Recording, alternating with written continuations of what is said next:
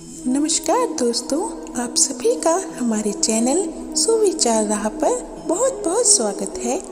दोस्तों, आज की यह वीडियो आप सबके लिए बहुत ही इंटरेस्टिंग और लाइफ चेंजिंग साबित होने वाली है, क्योंकि दोस्तों आज मैं आपके साथ भगवान श्री कृष्ण के 10 उपदेश शेयर करने वाली हूँ, जो आपको आपके जीवन में सफलता हासिल करने में बहुत मददगार साबित होंगे। दोस्तों, अगर आप इस वीडियो को अंत तक ध्यान से सुनते हैं तो आपको इस वीडियो से कुछ ऐसा सीखने को मिलेगा जो आपको आपकी लाइफ में बहुत काम आने वाला है। इसलिए आप इस वीडियो में अंत तक बने रहें। दोस्तों, मुझे अपने खाली समय में भगवान श्री कृष्ण के उपदेश सुनना और उन्हें पढ़ना बहुत अच्छा लगता है। इसलिए मैं हर रोज़ अपने खाली समय में श्री कृष्ण भगवान के उपदेश सुनती रहती हूँ। और आज सुबह जब मैं श्री कृष्ण के उपदेश सुन रही थी तब मैंने सोचा कि क्यों ना आज भगवान श्री कृष्ण के ये 10 उपदेश आप सबके साथ भी शेयर किए जाएं, ताकि आपको भी आपके जीवन में सफलता हासिल करने में मदद मिल सके। दोस्तों, इस वीडियो में आपको बहुत कुछ सीखने को मिलने वाला है, इसलिए इस वीडियो को अंत तक जरूर सुने। तो बिना समय को गवाए चलिए जानते हैं सफलता दिलाने वाले भगवान श्री कृष्ण के 10 उपदेश। भगवान श्री कृष्ण का पहला उपदेश। दोस्तों, आपने कभी किसी पंछी को देखा है जब उसे अंडे देने होते हैं तो वो सर्वप्रथम एक स्थान खोजता है, एक ऐसा स्थान जो वर्षा, धूप और शत्रुओं से सुरक्षित हो, और फिर वो अपना घोंसला बनाकर फिर अंडा देता है, और फिर उन अंडों से नन्ही संतानें निकल आती हैं तो वो पंछी उन्हें भोजन देता है, उनकी सुरक्षा करता है। परंतु जब उनके पंख निकल आते हैं तब उनकी माँ ना ही उनको भोजन देती है और ना ही उनकी सुरक्षा करती है और ना ही उन्हें घोंसला बनाना सिखाती है, बस उन्हें उड़ने की कला सिखाती है। फिर वे नन्ही संतानें उड़ने की कला सीखकर स्वयं अपना भोजन लाना सीखती हैं और स्वयं अपना घोंसला बनाना सीखती हैं। और हम मनुष्य क्या करते हैं, अपनी संतान बड़े होने के पश्चात भी उनकी चिंता में सूखते हैं और प्रयास करते हैं कि उनके लिए घर बना सके। हम अपनी संतान को और भी शक्तिशाली बनाने के स्थान पर पंगु कर जाते हैं। दोस्तों, हमें भी वही करना चाहिए जो एक पंछी करता है, यानी कि अपनी संतान को उड़ने की कला सिखाइए, यानी कि अच्छे संस्कार दीजिए और एक समय के पश्चात उसे स्वयं अपना आकाश चुनने के लिए मुक्त कीजिए। भगवान श्री कृष्ण का दूसरा उपदेश।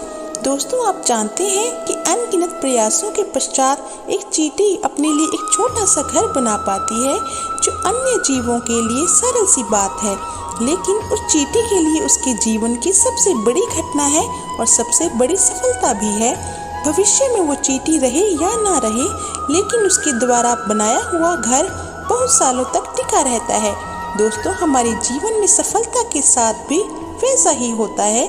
आपको और हम सभी को एक दिन में सफलता नहीं मिलती, लेकिन यदि आप प्रतिदिन बिना रुके प्रयास करते हैं तो एक दिन आपको सफलता अवश्य मिलेगी। दोस्तों, आप ये स्मरण रखिएगा कि भाग्य के द्वार उनके लिए नहीं खुलते जो हार मानते हैं, बल्कि द्वार खटखटाने का प्रयास करते हैं। इसीलिए प्रयास करते रहिए तो सफलता आपके पास एक न एक दिन अवश्य आएगी ही आएगी। भगवान श्री कृष्ण का तीसरा उपदेश। दोस्तों, आपने घर के दरवाजों को लॉक करने के लिए लगाए हुए तालों को तो देखा ही होगा।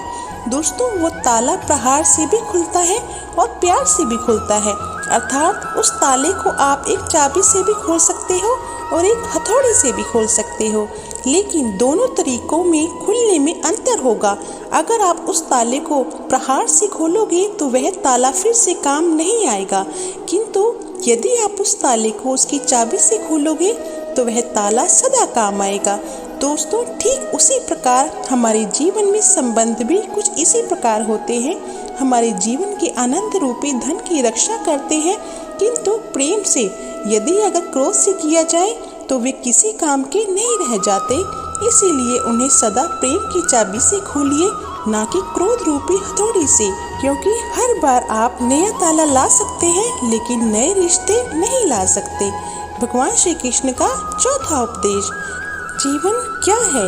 हम जन्म लेते हैं और बड़े होते हैं, हमारे माँ बाप हमें पालते हैं, फिर उनके धन से हमारा बालपन बीतता है, फिर हम बड़े होते हैं और हम विवाह कर लेते हैं, फिर हमारी संतानें होती हैं, हम उनको पालते हैं और फिर हम वृद्ध हो जाते हैं और एक दिन इस संसार से चले जाते हैं। क्या यही जीवन है? दोस्तों, यही प्रश्न हमारे जीवन में कई बार आता है। अब मैं आपको एक जल के जीवन के बारे में बताती हूँ। सागर से भाप बनकर उठता है और मेघ बनकर बरसता है और फिर नदी बनकर फिर से सागर में समावेश करता है, किंतु कभी ये प्रश्न नहीं करता कि उसका जीवन क्या है और उसका उद्देश्य क्या है। कैसे? आइए जानते हैं। जल हर भाव जीता है और जितना बन सके देता जाता है। जब सागर में होता है तो असंख्य जन जीवों को जीवन देता है। जब सागर से भाप बनकर मेघ बनता है तब किसानों को आशा देता है कि फसल पुनः उपजेगी। जब वर्षा बनकर बरसता है तो इस सुखी और प्यासी धरा को सींचता है और जब नदी में प्रवाहित होता है तो किनारों पर वनस्पतियों को जीवन देता है। परंतु जरा ये सोचिए कि क्या ये जल कभी ये सोचता होगा कि उसका जीवन क्या है और उसके जीवन का उद्देश्य क्या है? नहीं, बस वो अपने धर्म का पालन करता है और जितना हो सके सबको आनंद देता जाता है।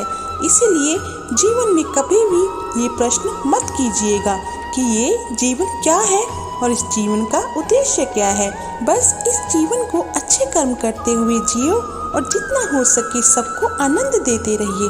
फिर आपका मन प्रसन्न होकर बोलेगा, राधे राधे। भगवान श्री कृष्ण का 5वां उपदेश। दोस्तों, क्या कभी वर्षा के कारण बने कीचड़ से होकर आप कभी अपने घर गए हैं?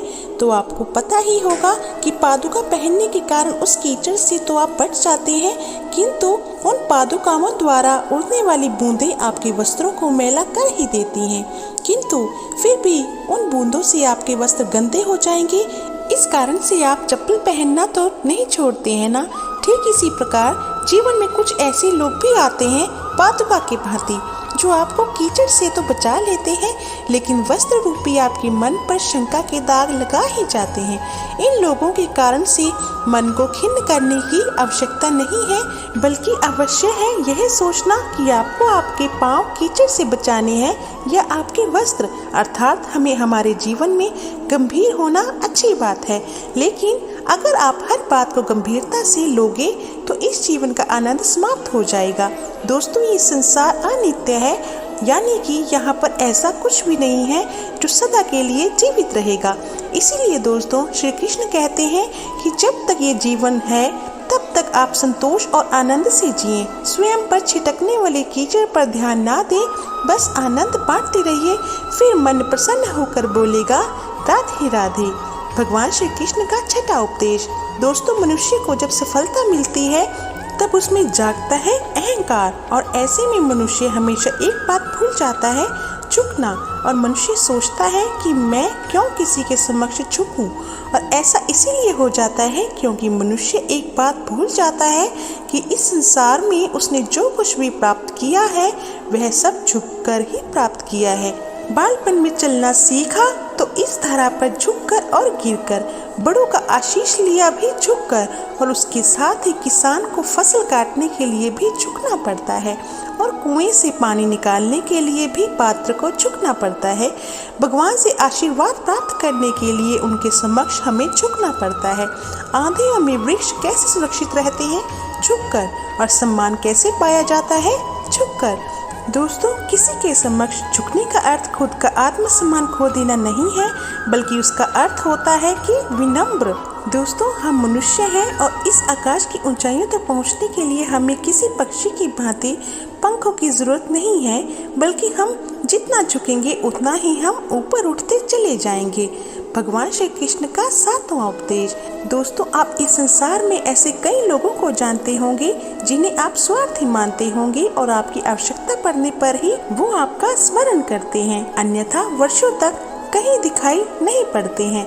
लेकिन उनको जैसे ही आपकी आवश्यकता पड़ती है तो वे लोग हाथ जोड़कर आपके सामने सज्ज हो जाते हैं। दोस्तों, आपको उन लोगों का बड़ा क्रोध आता होगा ना, और आपका मन खिन्न हो जाता होगा। फिर आपके मन में यह स्वर निकल जाता है कि इस व्यक्ति की सहायता कभी ना करना, किंतु आप ऐसा कभी भी ना कीजिए। अब आप यह सोच रहे होंगे कि मैं ऐसा क्यों कह रही हूँ, क्योंकि भगवान श्री कृष्ण कहते हैं कि स्मरण रखिएगा कि दीपक का स्मरण व्यक्ति केवल तभी करता है जब अंधकार गहरा हो जाता है। इसीलिए उस व्यक्ति को स्वार्थी मानकर खुद व्याकुल न होइए, बल्कि स्वयं को दीपक मानकर आनंदित होइए और खुद को भाग्यवान समझिए, क्योंकि किसी को जरूरत पड़ने पर आपकी याद आती है और आप इस संसार में किसी की सहायता करने के योग्य हैं। इस जीवन में किसी के स्वार्थी होने से स्वयं का दृष्टिकोण ना बदले, बस ये दृष्टि रखिए स्वयं के परमार्थ पर, फिर प्रसन्न होकर बोलेंगे राधे राधे। भगवान श्री कृष्ण का 8वां उपदेश। दोस्तों, हमारा शरीर प्रकृति की सर्वोत्तम रचना है और जो अंग और तत्व हमें मिले हुए हैं उन सभी का अपना अपना एक संदेश है।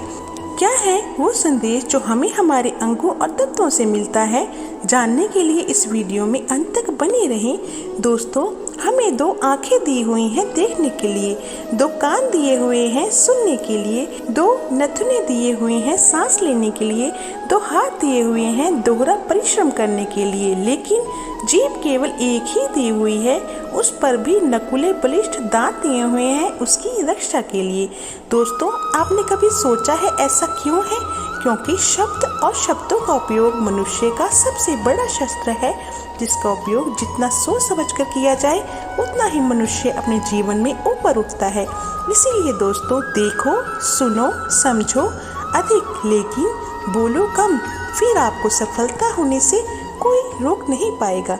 भगवान श्री कृष्ण का 9वां उपदेश। दोस्तों, इस संसार में सबसे अधिक शुद्ध माना जाता है गंगा जल को। कभी आपने सोचा है कि ऐसा क्यों है? क्योंकि गंगा जल का आविर्भाव ही शुद्ध होता है और उसका जन्म शुद्ध होता है। जहाँ से उसका प्रारंभ होता है वो शुद्ध होता है और प्रारंभ का होना अति आवश्यक है। दोस्तों, हमारे जीवन में प्रारंभ होता है हमारे विचारों से, इसीलिए हमेशा अपने विचार शुद्ध रखिए, क्योंकि इन विचारों से बनते हैं आपके शब्द। आपके शब्द शुद्ध रखिए, क्योंकि इन शब्दों से आपके कार्य संपन्न होते हैं। आपके कार्य शुद्ध रखिए, क्योंकि आपके कार्य आपका स्वभाव बनाते हैं और स्वभाव से बनती हैं आपकी आदतें और आपकी आदतों से बनता है आपका चरित्र और ये चरित्र संसार के समक्ष आदर्श के रूप में आता है। लेकिन विचारों से आदर्श तक की ये यात्रा तभी शुभ होगी जब आपके विचार शुभ और शुद्ध होंगे। इसीलिए इस जीवन में और इस संसार में अगर आप एक सफल और कामयाब इंसान बनना चाहते हैं तो अपने विचारों को शुद्ध रखिए, फिर आपका मन प्रसन्न होकर बोलेगा राधे राधे। भगवान श्री कृष्ण का 10वां उपदेश। दोस्तों, यदि मैं आपसे पूछूं कि दूध और मक्खन इन दोनों में क्या संबंध है, तो आप कहेंगे कि ये तो सरल सी बात है, दूध से ही तो मक्खन बनता है। और यदि मैं आपसे पूछूं कि इन दोनों में अंतर क्या है, तो कोई कहेगा कि एक तरल है तो दूसरा ठोस, तो कोई कहेगा कि एक जनक है तो दूसरी इनकी संतान है। नहीं, इन दोनों में अंतर है शुद्धता का, क्योंकि मक्खन दूध से कहीं अधिक शुद्ध होता है। दोस्तों, इस बात को कुछ इस प्रकार समझा जा सकता है, यदि कोई कीट आकर उस पात्र में गिरे जिसमें दूध रखा हुआ है, तो आप उस समय क्या करते हैं? आप दूध को फेंक देते हैं। लेकिन यदि कोई कीट आकर उस पात्र में गिरे जिसमें मक्खन रखा हुआ है, तो आप क्या करते हैं? तो आप उस कीट को निकाल कर फेंक देते हैं, क्योंकि वो कीट मैला और दूषित है। ठीक उसी प्रकार यदि हमारा मन निर्मल ना हो तो कोई विचार रूपी ये कीट आपके मन को भी दूषित कर देगा। लेकिन यदि हमारा मन मक्खन के भांति शुद्ध हुआ तो आपके मन में ठहरे हुए कुविचारों को स्वयं से ही मन से बाहर जाना होगा।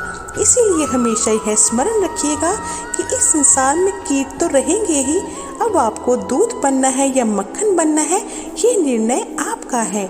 दोस्तों, सफलता दिलाने वाले भगवान श्री कृष्ण के 10 उपदेश अगर आपको पसंद आए हों और आपके लिए उपयोगी साबित हुए हों, तो नीचे कमेंट बॉक्स में राधे राधे लिखना ना भूलें और उसके साथ ही अपने दोस्तों के साथ भी इस वीडियो को शेयर ज़रूर कीजिए, ताकि अन्य लोगों को भी सफलता दिलाने वाले भगवान श्री कृष्ण के 10 उपदेश जानने का मौका मिल सके। दोस्तों, हमारे साथ जुड़े रहने के लिए आप हमारे चैनल सुविचार को अवश्य सब्सक्राइब कीजिए। धन्यवाद।